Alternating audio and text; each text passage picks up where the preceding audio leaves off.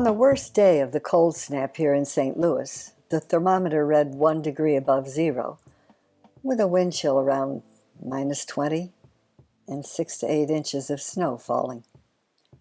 I knew that some of the birds were not going to survive this awful week in mid-February. The few robins who had stayed behind for the winter or arrived early spent most of the day where I almost never see them, eating seeds.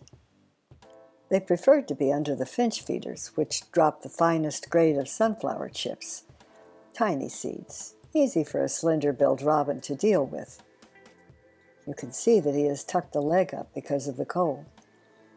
And once this fella found the peanuts I had spread outside a sliding door, he started gulping those high-fat nuggets down whole.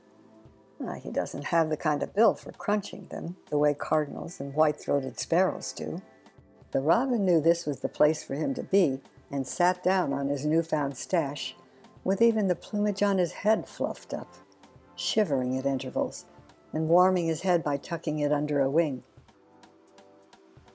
Eventually, for the sake of smaller birds who also wanted those peanuts, I had to shoo the robin off, and he gave me a hard look for a few seconds before leaving.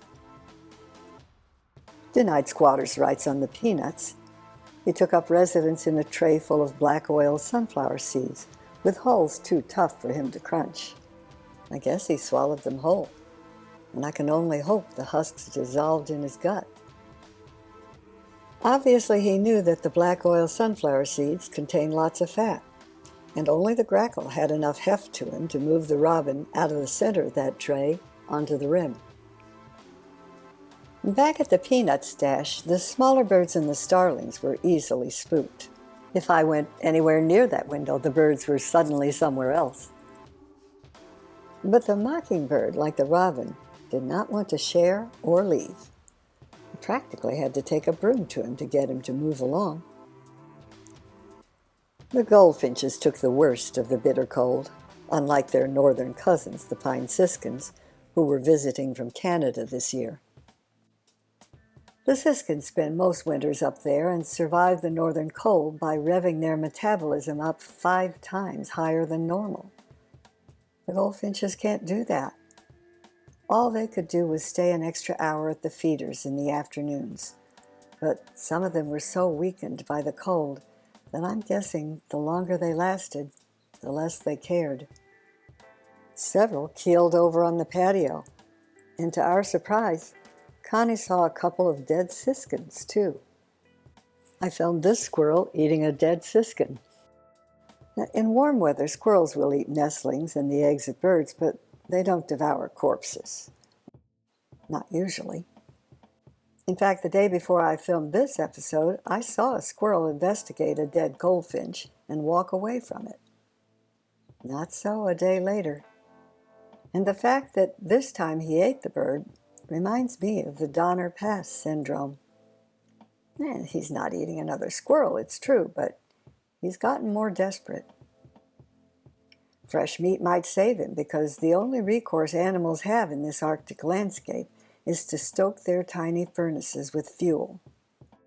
Sure, the birds can fluff their plumage out until they look like the Michelin Tire Man, but beyond that, their only salvation is food and lots of it.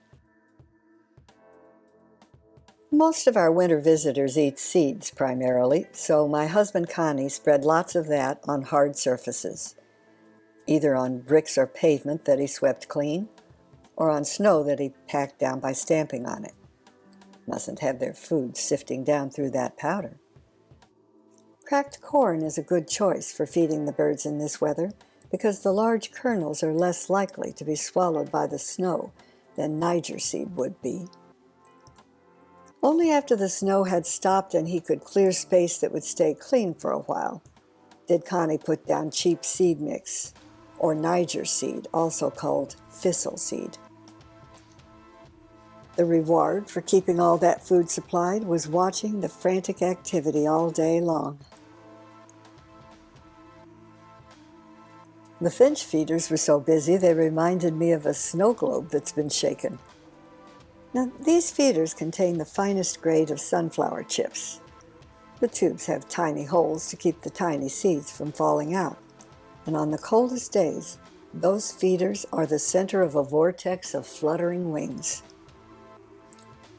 In a nearby redbud tree, goldfinches and siskins rested after wrestling for spots on the tubes, gathering strength for another sally at the feeders.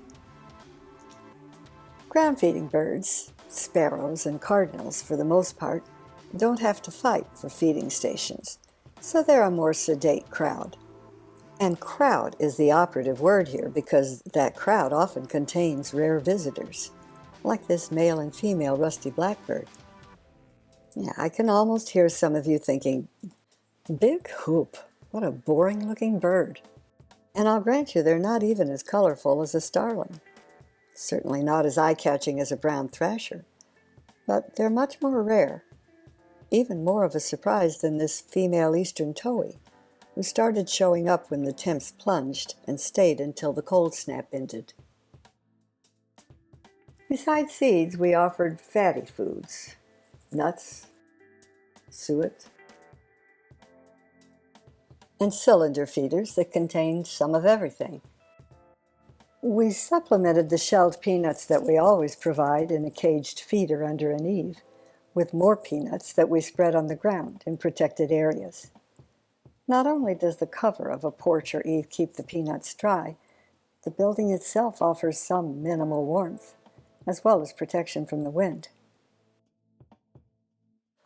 On tree trunks, Connie spread peanut butter or bark butter from Wild Birds Unlimited.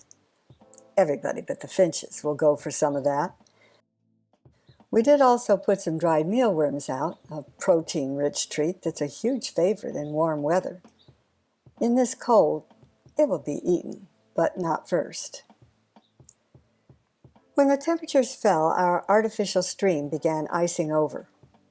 The stream is a sweet addition to our yard, but you don't need anything this fancy to help the birds survive cold. There are plenty of heated bird baths you can buy to provide them with water. They always need to drink, especially if there's no snow on the ground, and they'll bathe even in frigid water as a way to fluff their plumage out for insulation. Within a day or two, our stream froze enough to make baths impossible, but at least the birds didn't have to eat snow to get water, wasting precious body heat to melt it. And then, even that small blessing was denied them. Their water had to come instead from the snow that they inevitably consumed with every seed they picked up. And our stream was now part of a featureless landscape. That twig is the tip of what they used to perch on. Preventing bacteria buildup on feeders is important in every weather because salmonella from dirty feeders can kill birds. So as soon as you hear that crazy cold is in the forecast, get your feeders cleaned if you can, while you can still accomplish that messy task outside. Because the higher the traffic, the faster the bacteria build up. And if you're ever going to have high traffic, this is the time. And if you can't get that task done before the cold hits, then you'd probably do it the messier way, in a bathtub or sink. Whatever it takes to protect the birds in your own little nature preserve, right?